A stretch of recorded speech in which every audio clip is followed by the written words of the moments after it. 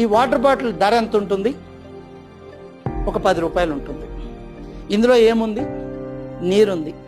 మరి ఈ బాటిల్లో ఈ నీరు బదులు నేను పాలు పోస్తే ఈ బాటిల్ ఖరీదెంత? ఇదే పాల బదులు ఇందులో పెట్రోల్ పోస్తే దాని ఖరీదెంత? అదే పెట్రోల్ బదులు దీంట్లో నేను పాదరసాన్ని నింపితే దాని ఖరీదెంత?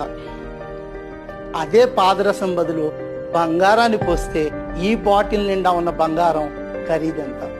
అంటే బాటిల్ మారదు, కంటైనర్ మారదు, కంటెంట్ మారుతుంది, మన కంటెంట్ మారుతుంది.